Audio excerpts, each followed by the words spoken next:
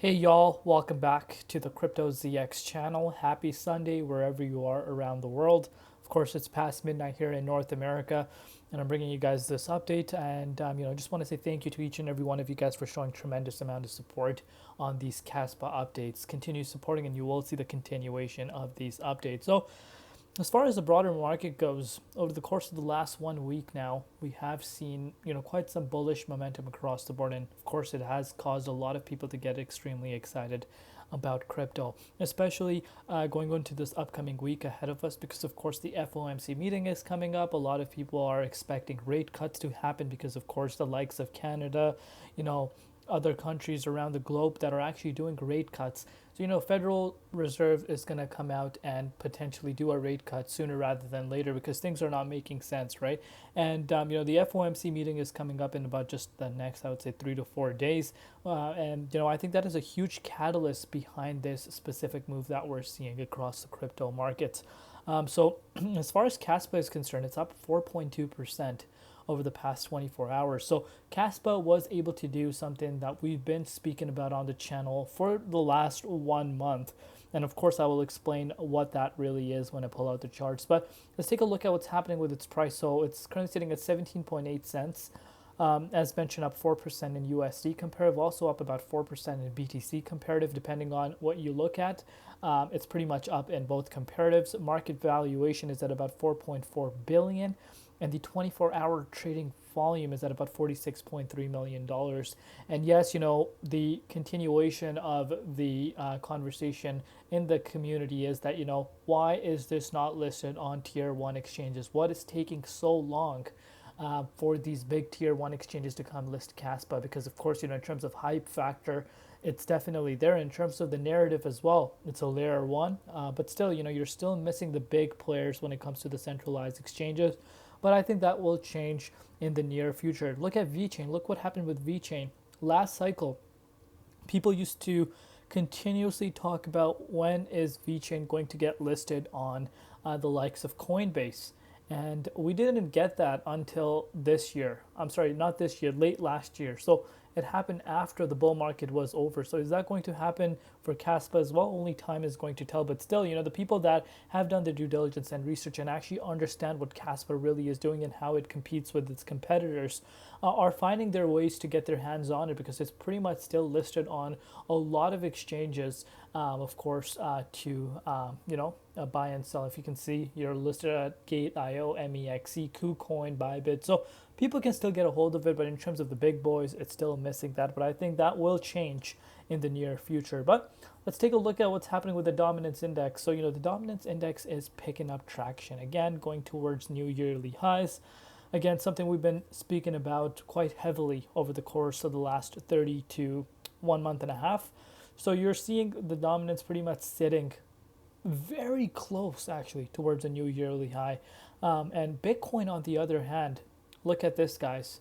Bitcoin sitting at $60,100, which is absolutely amazing to see. So this is pretty much the second day in a row where you're seeing the price of Bitcoin sitting above this psychological support, which is of course at 60K. And again, I think it's due to the FOMC meeting coming up, and of course the elections are coming up. And I think if the FOMC meeting, Powell does announce that there is a rate cut, I do believe market will pick up traction leading into the election. And the day of the election, or maybe slightly before the election, I think we are going to see the sell the news event really take place. But so far, so good. I know a lot of people in the crypto market are kind of fed up with the sideways momentum, the boring momentum, but the ones that are still here, the ones that are still watching these videos or researching crypto are the ones that are here for the long haul. Of course, because you do see a masses come in when things are looking absolutely amazing, but the ones that are here while there's so much bloodbath are honestly the true crypto enthusiasts in my book. But look what Kaspa was able to do. Like, you can't make this up at this point. And if you can literally go fact check any of these updates in Kaspa that I made over the course of the last 1 month, I've been speaking about one specific level, and that level is none other than the 17.2 key resistance. We retested that back in August 24th, saw the wick above there, never managed to close there. And of course, we know what happened with Bitcoin. And remember, when Bitcoin goes down the way it had, everything is going to react, and Kaspa is not an exception. And we did see CAS falling down to 13.9 cents. But look at this beautiful recovery. Anyone that picked up CAS at 14 cents, you are up right now 27.5%, and that is literally, guys, within the last 1 week alone. But that's not the most important thing that I want you guys to take a look at. The most important thing is the resistance. We broke out of the resistance finally. Last time the price of Kaspa was at this level goes back to August 4th. So you can really start to understand how important this resistance really was, and exactly what I was projecting, that you're going to see the price of Kaspa moving really quick after breaking out of this key resistance into the 38.2. And when you look at that, we actually got very close. And we actually wicked all the way up to that 18 cents mark, but obviously seeing a little bit of a retracement. But I would not even be surprised if tomorrow morning we wake up and the price of CAS is already in the 38.2, because that's only a 2% move.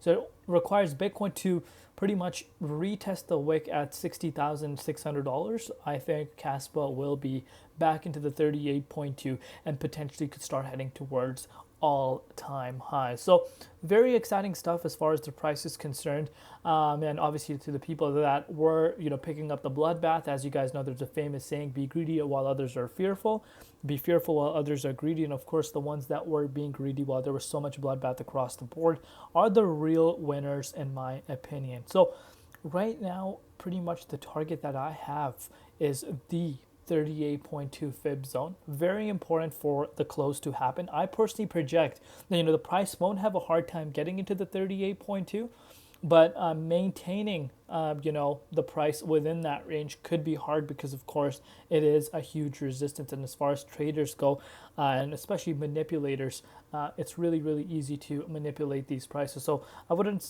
be surprised if we do see a little bit of choppy levels around exactly 18.1 cents, but let's take it one step at a time. Of course, within the Kaspa community, a lot of people are excited about KRC20. So am I. I cannot wait till KRC20 is launched. Let me know down below what your personal thoughts are and what excites you the most about Kaspa, and where do you see Kaspa in the next 12 months to come. I would love to know your thoughts down below in the comments. And if you have not subscribed, guys, what are you waiting for? Hit that red subscribe button, and come join the Crypto ZX army. We're on the road to 100K, and I need each and every one of you guys in the each and every one of you guys to hit that red subscribe button and come join the Crypto ZX army. But yeah, I appreciate all the support and the love that you guys show me on a day-to-day basis. Continue supporting, and I will see you guys tomorrow. It's been Crypto ZX, and peace out.